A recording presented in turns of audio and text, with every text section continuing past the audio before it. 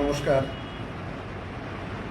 আমি প্রথমেই দক্ষিণ চব্বিশ পরগনা জেলার সর্বস্তরের যারা নাগরিক আছে আমি তাদেরকে ধন্যবাদ জানাবো, এবং বিশেষ করে আমাদের তৃণমূল কংগ্রেসের কর্মীরা যারা আছেন, সমর্থক যারা আছেন, তৃণমূল দরদি যারা আছে, সমস্ত ভাই বোনেরা, সমস্ত গুরুজনদের আমি নমস্কার প্রণাম জানাই। আপনারা ইতিমধ্যে শুনেছেন যে গতকাল সেন্ট্রাল ইলেকশন কমিশন নির্বাচন ঘোষণা করেছে। যে নির্বাচনের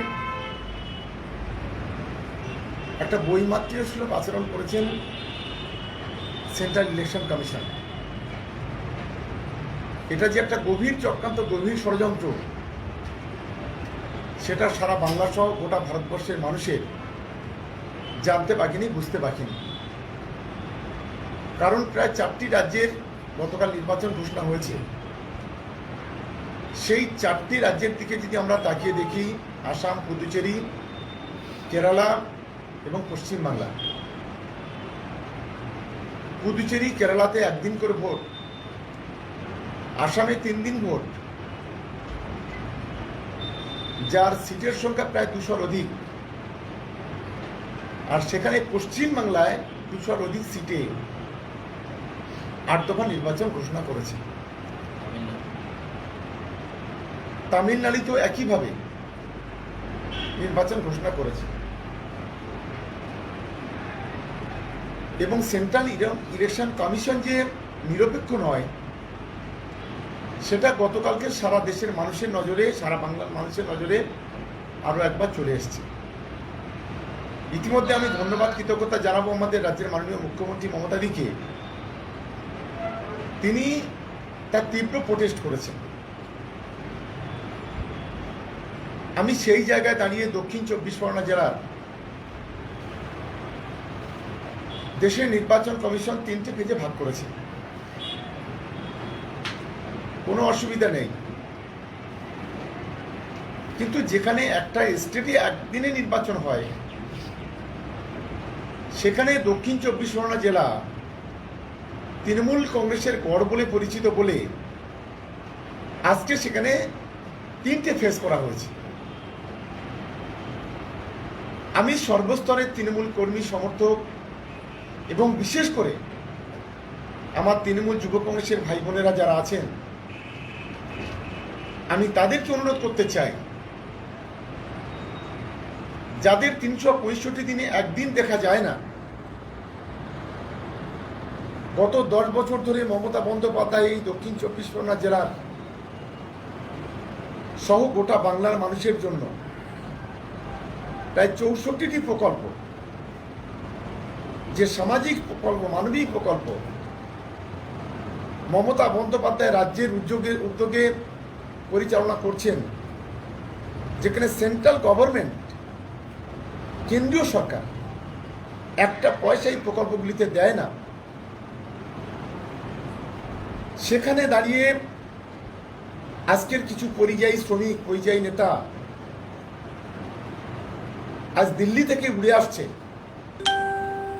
দক্ষিণ চব্বিশ পরগনা সহ বাংলার মাটিকে কলুষিত করার জন্য। আমাদের ঐক্যবদ্ধভাবে, আমাদের সংগঠিতভাবে আমাদের কাজ করতে হবে, এর যোগ্য জবাব দিতে হবে। ওরা পরিবর্তন যাত্রার কথা বলছে, আমরা বলছি না এটা পরিবর্তন যাত্রা নয়, এটা বিজেপির কাছে অভিশাপ যাত্রা হবে, ধ্বংস হবে বিজেপি, যারা বাংলার সম্প্রীতি, বাংলার একতা, বাংলার ঐক্য, বাংলার ঐতিহ্য, বাংলার সংস্কৃতি, বাংলার পরম্পরাকে নষ্ট করতে চাইছে। আমি গোটা বাংলার সর্বস্তরের নাগরিকের কাছে, আমার যুব সমাজের ভাই বোনের কাছে, দক্ষিণ চব্বিশ পরগনা জেলার যুব সমাজের ভাই বোনের কাছে অনুরোধ করব, এই জেলা হলো ধর্ম নিরপেক্ষতার পীঠস্থান। এই জেলার মমতা বন্দ্যোপাধ্যায়ের নিজের জন্মভূমি। এই জেলার প্রতিটি ইঞ্চি মাটি মমতা বন্দ্যোপাধ্যায়কে চেনে। তাই আগামী নির্বাচনে এই যে বৈমাত্র্য সুলভ আচরণ দেশের ইলেকশন কমিশন করলো, তার যোগ্য জবাব আমাদেরকে দিতে হবে। আমরা প্রথম ফেজ যেটা হবে আমরা জেনেছি যে সাগর, কাকদ্বীপ, পাথর প্রতিমা এবং গোসবা এই 4টি বিধানসভার প্রথম ফেজে নির্বাচন হবে। আমি এই 4টি বিধানসভার সর্বস্তরের তৃণমূল কংগ্রেসের কর্মীদের, নাগরিকদের, সমর্থকদের অনুরোধ করব, এই বিধানসভার নাগরিকদের অনুরোধ করব যে এই জেলার নদীবেষ্টিত এলাকা হলো এই গোসবা, পাথর প্রতিমা, সাগর এবং কাকদ্বীপ। মমতা বন্দ্যোপাধ্যায় গত 10 বছর ধরে এই বিধানসভাগুলিকে যথেষ্ট দায়িত্ব নিয়ে কাজ করেছে। একদিকে রিভার সাইড এনভায়রনমেন্ট, অন্যদিকে এগুলোকে ট্যুরিজম দপ্তরের মাধ্যমে তার পরিকাঠামোগত উন্নয়ন, দ্বীপ এলাকাগুলিতে শিক্ষা, স্বাস্থ্য, পরিকাঠামোর উন্নয়ন, রাস্তাঘাটের উন্নয়ন, পানীয় জলের উন্নয়ন এবং সুদূর পাথর প্রতিমা সমুদ্র পার করে একেবারে সেই জি প্লট পর্যন্ত সেখানে তার প্রত্যেকটি বাড়িতে বিদ্যুতের বাতি পৌঁছানো, পবিত্র সাগরের কপিলমুনি আশ্রম প্রায় 162 কোটি টাকা খরচ করে মমতা বন্দ্যোপাধ্যায় তার পরিকাঠামোগত যে উন্নয়ন করেছে এবং আগামী দিনের স্বপ্ন সাগরকে একেবারে জেলার সঙ্গে যুক্ত করা, তার ব্রিজ তৈরি করার যে পরিকল্পনা, গোটা জেলা জুড়ে একটার পর একটা ব্রিজ সুতোর মতো গাঁথা, মমতা বন্দ্যোপাধ্যায়ের আশীর্বাদে আজকের এই কাজগুলি হয়েছে। এবং দ্বীপ এলাকাগুলিতে আমাদের মা বোনেদের কথা ভেবে সেখানে মাদার হ্যাব তৈরি হয়েছে। দক্ষিণ 24 পরগনা জেলার মানুষের কথা ভেবে, সুন্দরবনের মানুষের কথা ভেবে আজকের ডায়মন্ড হারবারে মহিলা বিশ্ববিদ্যালয় তৈরি হয়েছে। ক্যানিং থেকে শুরু করে কাকদ্বীপ সর্বস্তরের সাব ডিভিশন হসপিটালগুলিকে বিনা পয়সায় বেড, সিসিইউ, আইসিইউ এগুলো তৈরি হয়েছে, ইনফ্রাস্ট্রাকচারাল ডেভেলপমেন্ট হয়েছে হসপিটালগুলিতে, শিক্ষার মান বেড়েছে এবং সঙ্গে সঙ্গে নিকাশি ব্যবস্থার সম্প্রসারণ, হাজার হাজার গরিব মানুষের আবাসন, বার্ধক্য ভাতা, বিধবা ভাতা, প্রতিবন্ধী ভাতা, 2 টাকা কিলো দরের চাল, স্বাস্থ্যসাথী, খাদ্যসাথী, পথের সাথী থেকে শুরু করে শিক্ষা বন্ধু একর প্রতি 5,000 টাকা, 6,000 টাকা, ছাত্রছাত্রীদের স্কলারশিপ, সাব ডিভিশনের সমব্যথী প্রকল্প, প্রত্যেকটা মানুষের যারা মারা যাচ্ছেন প্রায় 3.5 কোটি টাকা খরচ করে ক্যানিং শহরে একটা শ্মশান তৈরি করা হয়েছে, যেটা বিগত দিনে, বিগত সময় আমরা কখনো দেখিনি। তাই এই 4টি বিধানসভা সুন্দরবন অধ্যুষিত এলাকা সাম্প্রদায়িক শক্তি কেন্দ্রের হাতে হাত মিলিয়ে, কেন্দ্রের মদতে, রাষ্ট্রীয় মদতে এই সুন্দরবনের আমরা প্রত্যন্ত দ্বীপে যারা বসবাস করি, যারা আমরা সুন্দরবনের নাগরিক, এই দক্ষিণ 24 পরগনা জেলার নাগরিক, সেই পবিত্র ভূমিকে অপবিত্র করার চেষ্টা করছি। আমি আশা করব আমাদের সর্বস্তরের নাগরিকরা আগামী দিনে আমাদের এই পবিত্র ভূমিকে আরো বেশি শক্তিশালী করার জন্য সকলে মিলে ঐক্যবদ্ধভাবে লড়াই করবেন। এবং আজকের আমরা অবাক হয়ে যাচ্ছি যে একজন মহিলা, যিনি আমাদের প্রিয় দিদি, রাজ্যের মুখ্যমন্ত্রী মমতা বন্দ্যোপাধ্যায়, এবং সঙ্গে সঙ্গে একটা বাচ্চা ছেলে 30-32 বছর বয়স অভিষেক বন্দ্যোপাধ্যায়, আজকে তাদের বিরুদ্ধে আজকের কেন্দ্রীয় সরকারের যে চক্রান্ত, আমাদের ঘরের মা, আমাদের ঘরের বোন, তাদেরকে কয়লা চোর বলা হচ্ছে, তাদেরকে খনি চোর বলা হচ্ছে, বালি চোর বলা হচ্ছে, আমাদের মা বোনেদের অসম্মান করা হচ্ছে। এত নক্কারজনক রাজনীতি আমরা বিগত দিনে কখনো দেখিনি। আজ ভারতীয় জনতা পার্টি, কেন্দ্রের সরকার যৌথভাবে চক্রান্ত করে এই নোংরামো করছে এবং একজন মহিলাকে ছোট করার জন্য, খাটো করার জন্য, ক্ষমতা থেকে সরানোর জন্য 10টা রাজ্যের মুখ্যমন্ত্রী, উপমুখ্যমন্ত্রী, সারা দেশের ক্যাবিনেট মিনিস্টার, সারা দেশের সমস্ত বিজেপির নেতা, সিবিআই, ইডি, বিভিন্ন গোয়েন্দা সংস্থারা ইতিমধ্যে বাংলার মাঠে নেমে পড়েছে। তাই আমরা যারা এই বাংলার সন্তান, যারা আমরা এই মাতৃভূমি, আমরা জন্মভূমি, আমাদের মাকে রক্ষা করতে হবে, আমাদের বঙ্গ জননীকে রক্ষা করতে হবে, আমাদের বঙ্গ জননী মমতা বন্দ্যোপাধ্যায়, আমাদের ছোট ভাইয়ের মতো, কারোর বন্ধুর মতো, কারোর দাদার মতো অভিষেক বন্দ্যোপাধ্যায়, তাদেরকে রক্ষা করতে হবে।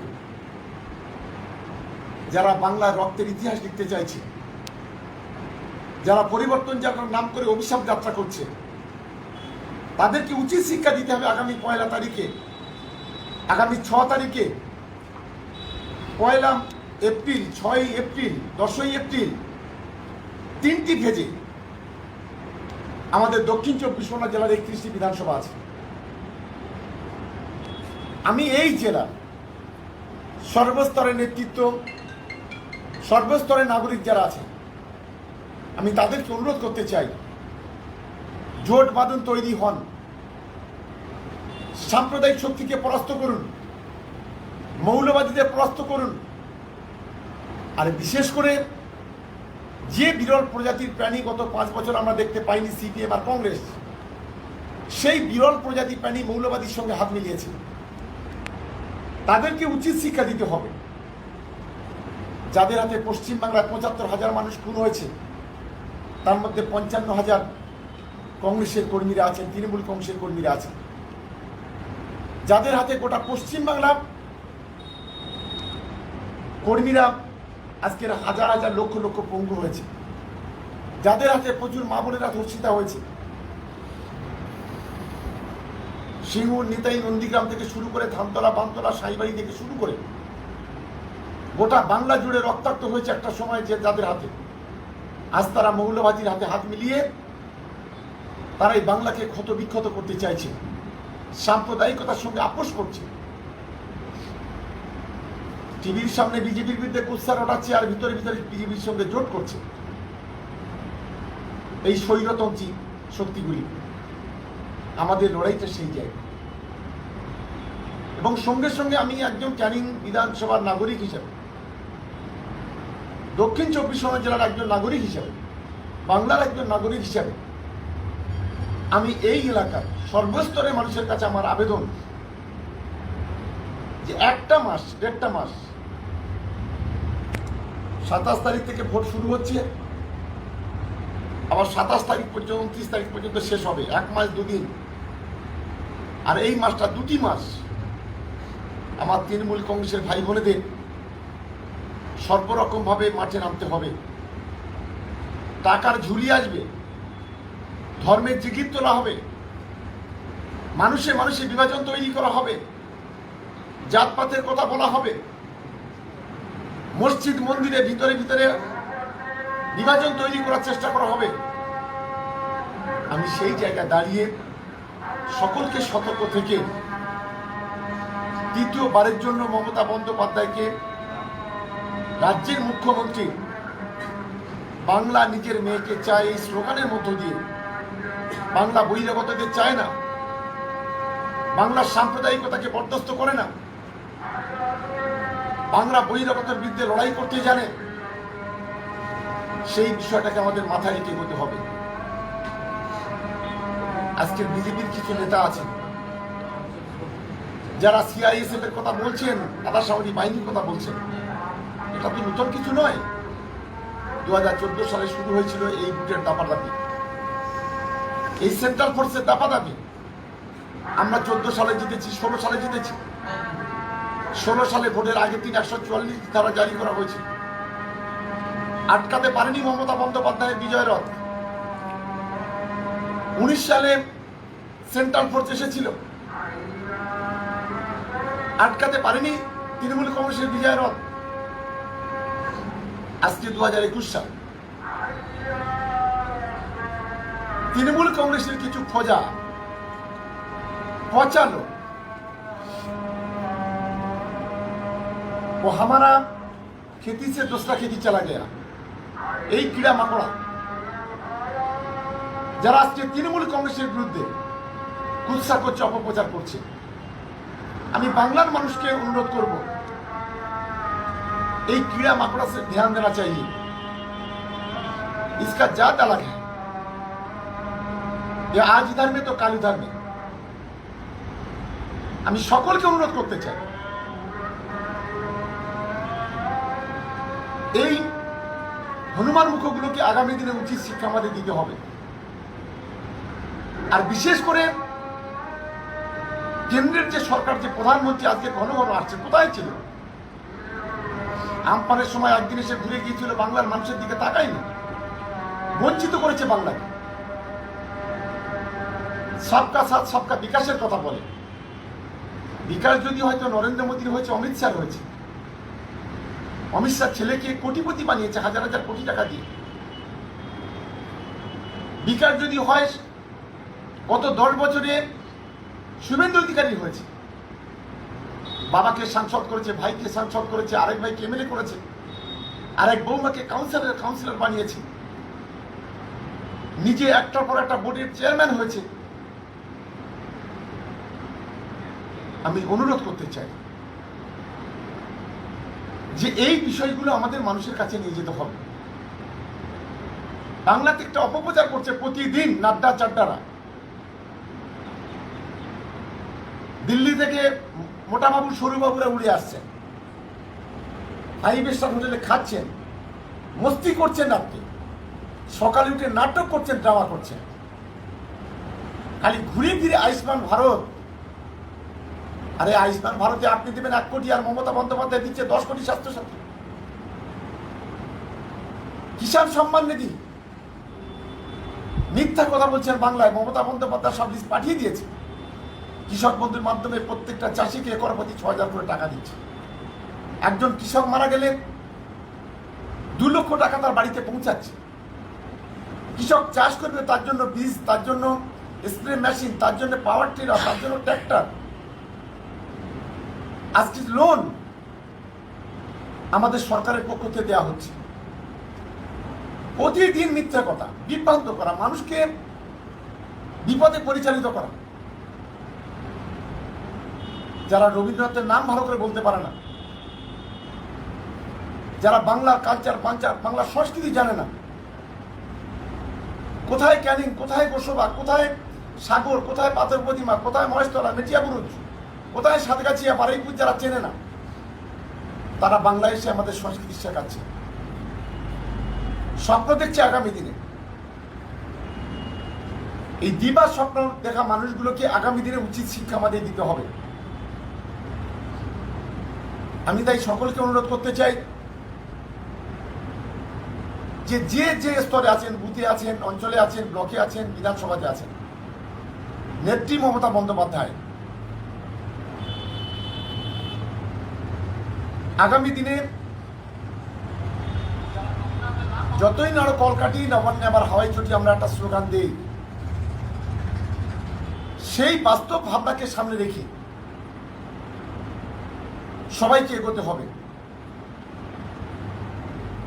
অনেক ভয় দেখানোর চেষ্টা হবে। আমি সকলকে অনুরোধ করবো, ভয়ের আতঙ্কের কোনো জায়গা নেই। বাংলার বাঘিনীর নাম হচ্ছে মমতা বন্দ্যোপাধ্যায়। আর সুন্দরবন দক্ষিণ 24 পরগনা জেলায় এই বাঘের বাচ্চারা বসবাস করে। তারা এই চুয়াদের দিকে, বিল্লিদের দিকে তারা কখনো ভয় করে না। তারা মাথা উঁচু করে লড়াই করবে। যারা হিন্দু মুসলমানকে ভাগ করতে চায়, দাঙ্গা বাঁধাতে চায়, দাঙ্গাকারীদের বিরুদ্ধে আমাদের লড়াই। দেশের শত্রু, দশের শত্রু, সমাজের শত্রু, তাদের বিরুদ্ধে আমাদের লড়াই। বাংলার সংস্কৃতি, বাংলার ঐতিহ্যকে রক্ষা করার লড়াই। ছাত্র সমাজ, যুব সমাজের নয়নমণি অভিষেক বন্দ্যোপাধ্যায়কে এগিয়ে নিয়ে যাওয়ার লড়াই। মমতা বন্দ্যোপাধ্যায়ের হাত শক্তিশালী করার লড়াই। সেই লড়াইটা আমাদের লড়তে হবে। হয়তো এই লড়াই লড়তে গিয়ে হয়তো কারোর ওই সেন্ট্রাল ফোর্স যারা আসবে তাদের লাঠি খেতে হতে পারে, ডান্ডা খেতে হতে পারে। ভয় করবেন না। এই লড়াই লড়তে গিয়ে আমার অনেক ভাই বোনের হয়তো শহীদ হতে পারে। ভয় করবেন না। এই বাংলার প্রেক্ষাপট, বাংলার ইতিহাস আছে। এই বাংলা কখনো বহিরাগতদের কাছে মাথা নত করেনি। সে শুধু আজকে নয়, স্বাধীনতা আন্দোলনে মাথা নত করেনি। এই বাংলায় মির্জাফরের জন্ম হয় কখনো কখনো। আমরা 1757 সালে মির্জাফরের নাম শুনেছিলাম। 1857 সালে আমরা আবার নতুন মির্জাফর আজকে নিজের এনআরপি বাড়ানোর জন্য, টিআরপি বাড়ানোর জন্য আজকের বাবা বলেছে অমিত শাহকে, সেই মির্জাফর গাদ্দাররা, তাদের বিরুদ্ধে উচিত শিক্ষা দিতে হবে। মানুষকে বলতে হবে। করোনার সময় লক্ষ লক্ষ কোটি কোটি পরিযায়ী শ্রমিকেরা রাস্তায় মারা গেছে, অনেকে খেতে পায়নি। তাদের জন্য নরেন্দ্র মোদীরা, অমিত শাহরা কোনো চ্যাটার বিমান পাঠায়নি। আর আমাদের পচা লোক কয়েকটা তাদেরকে ওই দলে যাবে যাদের গোলা টিপলে এখনো পর্যন্ত তৃণমূল কংগ্রেসের দুধ বেরোয়, যাদের এখনো পর্যন্ত তৃণমূল কংগ্রেসে 10 বছর ধরে খেয়েছে পড়েছে। সেই রাজীব থেকে শুরু করে কয়েকজনকে চার্টার বিমান পাঠালো তাদেরকে এখান থেকে নিয়ে যাওয়ার জন্য। খুব স্বাভাবিকভাবে এরা কত টাকা ক্ষমতা বিভাজ্য, ক্ষমতা লোভী। একটা রাষ্ট্রের মধ্যে এই ধরনের জঘন্যতম ঘটনা এর আগে বাংলার মানুষ কখনো দেখেনি, দেশের মানুষ কখনো দেখেনি। ক্ষমতার অপব্যবহার করছে। সঙ্গে আছে ইলেকশন কমিশন, বলছেন 4 জন করে, 2 জন করে সেন্ট্রাল ফোর্স। আরে 4 জন 2 জন কি আছে, প্রতি বাড়িতে 4 জন করে দিন না এখন থেকে। একদিকে মানুষের নিরাপত্তা বাড়বে, সাম্প্রদায়িক শক্তির হাত থেকে বাংলা বাঁচবে। 1000 কোম্পানি কেন, 5000 কোম্পানি নিয়ে আসুন। আমরা চ্যালেঞ্জ ছুড়ে দিচ্ছি। আমি ক্যানিং পূর্ব বিধানসভা থেকে বলছি, প্রতিটি বাড়িতে বাড়িতে এখন থেকে যদি অন্তত 4 জন করে ফোর্স দেন তাহলে অনেকটা সুবিধা হবে। আমাদেরই লাভ। যত বেশি ফোর্স দেবেন তত বেশি তৃণমূল কংগ্রেসের কর্মীরা গর্জাবে। যত বেশি দাবাদাবি করবেন তত বেশি গর্জন করবে তৃণমূল কংগ্রেসের কর্মীরা। তৃণমূল কংগ্রেসের কর্মীরা কাপুরুষ নয়, এটা অন্তত মনে রাখা উচিত। আমি আশা করি লড়াই হবে, খেলার মাঠে খেলা হবে। যে কোনো খেলায় তৃণমূল কংগ্রেসের কর্মীরা প্রস্তুত। আজকের কেঁপে যাচ্ছে গোটা বাংলা। আর আরেকটা হলো, এক অপদার্থ রাজ্যপাল, যদি আমি বিজেপির কেন্দ্রীয় নেতাদের বলবো যে ওকে ব্লকের সভাপতি তাড়াতাড়ি বা জেলা রাজ্যের সভাপতি বানিয়ে দিন বিজেপি। আমি অনুরোধ করতে চাই। আমি তাই সকলকে অনুরোধ করব, আপনারা সজাগ থাকবেন, সতর্ক থাকবেন। ঐক্যবদ্ধভাবে আমাদের লড়াইটা করতে হবে মাঠে ময়দানে। আগামী 2 মাস এই পবিত্র ভূমিকে রক্ষা করার লড়াই। আগামী 2 মাস বাংলার সংস্কৃতিকে রক্ষা করার লড়াই। আমার মা বোনদের ইজ্জত করায় রক্ষা করার লড়াই। আজকে কেউ কেউ বলছেন যে সোনার বাংলা বানাতে নেই। अरे पहले तो सोनार भारत बनाओ तब तो सोनार बांग्ला बनाएंगे। अभी तो गुजरात में, अभी तो उत्तर प्रदेश में एवरीडे धर्षण हो रहा है। सारा देश में एक से एक प्रॉब्लम चल रहा है। देश का प्रधानमंत्री एक गद्दार है। देश का गृह मंत्री अमित शाह गोटा देश में आतंक कर रहा है। इसलिए हम सबको रिक्वेस्ट करता हूं, जो हमारा बंगाल में जो तृणमूल कांग्रेस का सपोर्टर है, तृणमूल कांग्रेस का लीडर है, वर्कर है, सबको रिक्वेस्ट करते हैं एक कट्टा होकर लड़े। और तीसरे बार ममता दी का नवान्ने भेज दे।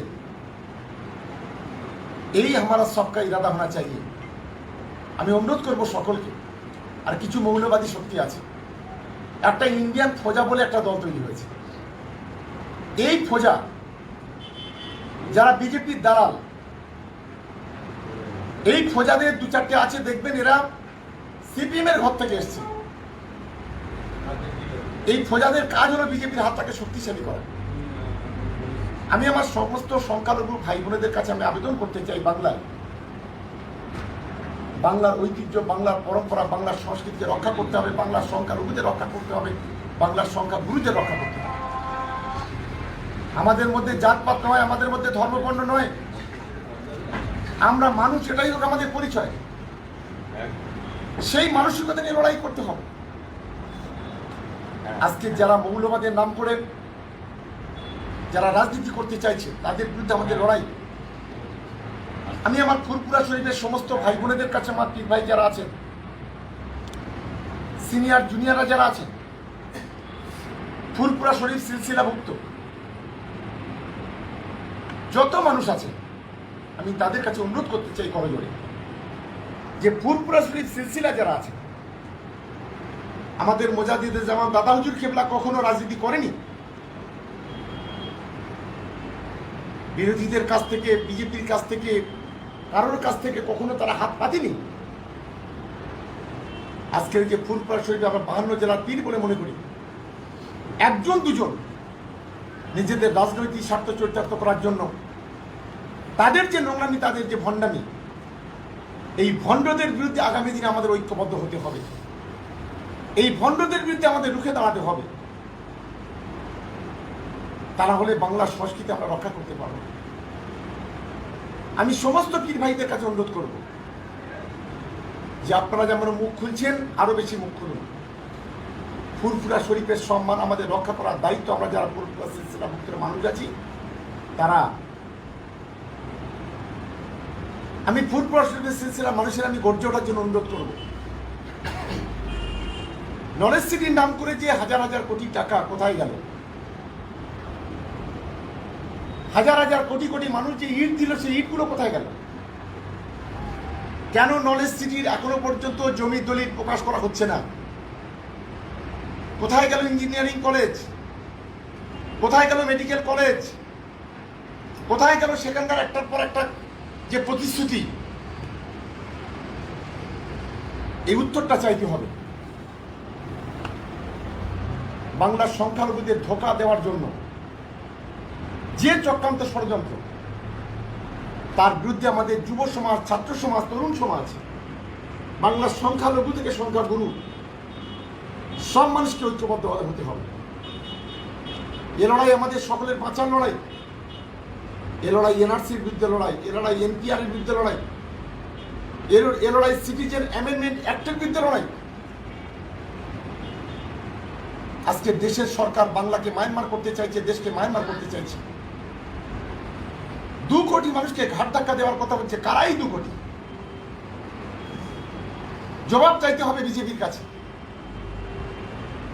মাতৃভূমিকে জন্মভূমি থেকে দূর করার জন্য আজকের নানান চক্রান্ত ষড়যন্ত্র চলছে।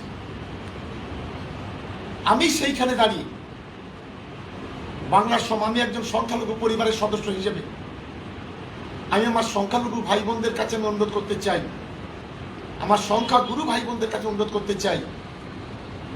আসামের ইতিহাস বলছে এনআরসিতে সবচেয়ে বেশি ক্ষতিগ্রস্ত হয়েছে গ্রামীণ হিন্দুরা, গ্রামীণ মুসলিমরা। আসামের সবচেয়ে বেশি ক্ষতিগ্রস্ত হয়েছে আমাদের পূর্ববঙ্গের ভাই বোনেরা যারা এসছে, তারা আমার আদিবাসী ভাই বোনেরা সবচেয়ে বেশি ক্ষতিগ্রস্ত হয়েছে। তাই বাংলাকে আমরা সেই রাস্তায় হাঁটতে দিতে পারি না। বিজেপি ভোটের রাজনীতি করছে, দালালি করছে।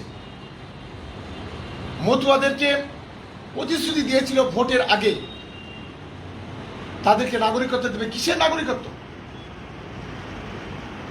কি নাগরিকত্ব? যারা এখানকার ভোটার আইডেন্টি কার্ড আছে, যাদের আধার কার্ড আছে, যাদের ছেলে মেয়েদের স্কুলের সার্টিফিকেট আছে, যাদের জমির দলিল আছে, যাদের ড্রাইভিং লাইসেন্স আছে, তাদেরকে নতুন করে কেমন নাগরিকত্ব দেবে? এই যে ধোঁকা দেওয়া, এই যে ধোঁকা, মানুষকে বোকা বানানোর যে চক্রান্তের যে ষড়যন্ত্র, আমাদের এই বিষয়গুলো আমাদের মানুষের কাছে নিয়ে দিতে হবে। কৃতজ্ঞতা জানাই মমতা বন্দ্যোপাধ্যায়। মমতা বন্দ্যোপাধ্যায় ছিল বলে আজকে বিজেপি এনআরসি লাগু করতে পারেনি। বাংলায় মমতা বন্দ্যোপাধ্যায় বলেছেন এনআরসি লাগু করতে গেলে প্রথম আমার ডেড বডির উপরে থেকে গাড়িটা চালাতে হবে। আমি বিজেপির বন্ধুদের বলবো, কেন্দ্রের সরকার আছে বিজেপি, কেন মানুষ কিভাবে ধোকা দিচ্ছে,